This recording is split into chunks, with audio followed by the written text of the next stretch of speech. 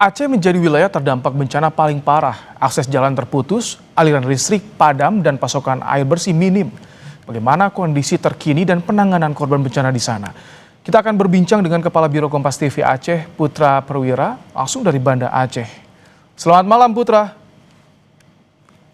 Malam, Ibrahim.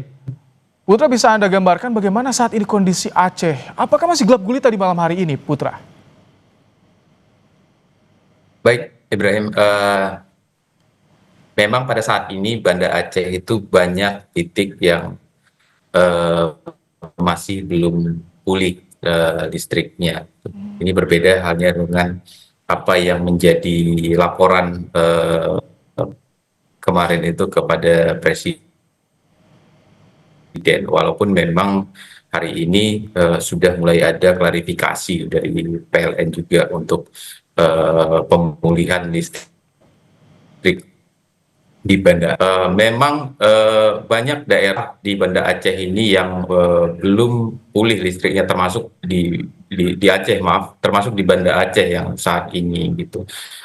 Nah, listrik memang ini menjadi prioritas ya kalau untuk kondisi normal dan bencana saat ini, karena memang di Aceh sendiri seperti kita tahu, selain masalah listrik ini juga ada masalah akses jalan gitu. Ada 4 kabupaten yang di bagian tengah Aceh ini eh, yang belum baik menerima bantuan gitu Ibrahim. Jadi saya bisa ada 700 dari angka yang kami dapat itu sekitar 735.000 jiwa di 4 kabupaten di bagian tengah Aceh itu, yakni di Kabupaten Gayo Luwes, Aceh Tengah, Bener Meriah, dan Aceh Tenggara itu yang masih mengandalkan pasokan bantuan dari udara gitu. Nah, ini kan tentunya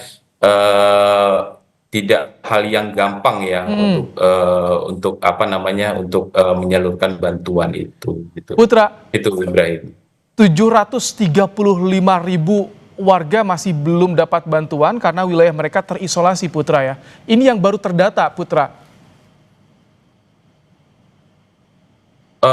Bukan 735.000 yang belum menerima bantuan, tapi ada 735.000 jiwa di 4 kabupaten itu yang membutuhkan bantuan gitu, dan bantuan ini masuk melalui udara gitu. Oh, baik. Kita bisa kalkulasi lah seberapa kekuatan udara kita memasok untuk 735.000 warga di situ. Nah, tentunya ini yang menjadi sorotan strategi bagaimana mendistribusikan bantuan ke 4 kabupaten di bagian tengah Aceh itu, karena memang akses jalan itu belum pulih gitu. Banyak jembatan dan titik yang apa ya, yang rubuh ya, dan yang putus, dan titik-titik yang terkena longsor gitu. Banyak badan jalan yang juga amblas gitu, yang dan terkena longsor. Itu Putra, Ibrahim. sebetulnya kan kita tadi ketika jeda, saya sempat melihat visual yang sambungan visual kami bersama dengan Anda, Putra, tapi ternyata ketika on air langsung ngedrop sinyal komunikasinya sehingga visual Anda tidak bisa kami tampilkan. Artinya jaringan komunikasi di sana juga belum sepenuhnya pulih total, Putra. Ya, benar, benar Ibrahim. Jadi bisa saya gambarkan bahwa ini saya apa namanya, sambungan internetnya di kantor di Zoom yang memang eh, tidak begitu baik jadinya. Dan ketika saya keluar dari ruangan dari gedung kita ini, gedung kantor Kompas TV, saya sering sudah nggak dapat jaringan ya. Ini tandanya kan memang benar-benar belum pulih komunikasi. Sementara kalau misalnya kita bicara komunikasi, tentu komunikasi ini sangat perlu gitu dalam orkestrasi operasi untuk pemulihan apa namanya distribusi, juga termasuk bantuan ke daerah-daerah terpencil. Oh, Nah, ini saya pikir yang harus menjadi perhatian yang benar-benar serius sama pemerintah gitu. Pemerintah hadir memang, tapi eh, kita butuh pemerintah apa namanya pemerintah yang bisa menjawab kebutuhan warganya saat ini gitu, dengan kebutuhan energi dan pasokan bahan pokok gitu. Oke. Rakyat butuh itu gitu, dan itu saya pikir yang harus memang benar-benar menjadi perhatian khusus sama pemerintah. Hmm. Putra, ini yang juga disorot soal Aceh Selatan. Sebetulnya kondisi Aceh Selatan itu saat ini bagaimana sih, Putra?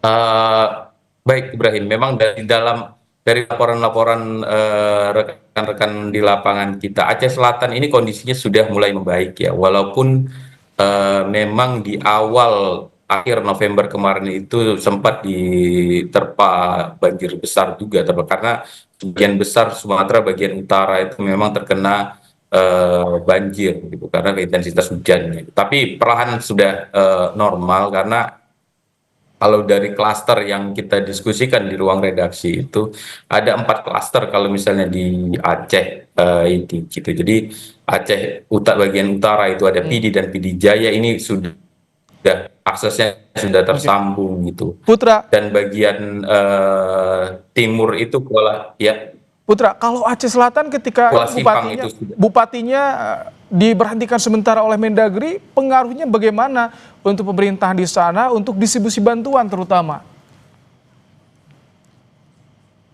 Nah, baik Ibrahim, kalau distribusi bantuan sebenarnya ya kita membutuhkan BNPB memang yang mengorkestrasi operasi untuk pengiriman bantuan gitu. Jadi memang saya pikir eh, eh, Aceh Selatan untuk distribusi bantuannya bisa ya akan cukup cukup bisa baik lah gitu. Walaupun bupatinya, karena memang pada saat kemarin itu beberapa waktu setelah bencana kemarin, bupati sempat berangkat ke luar daerahnya gitu.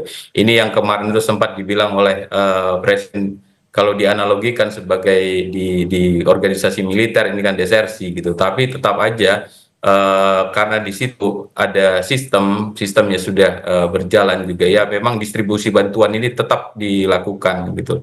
Oke. Itu Ibrahim. Termasuk pemulihan ya, jadi artinya tak terganggu kendati bupati diberhentikan sementara hingga 3 bulan ke depan.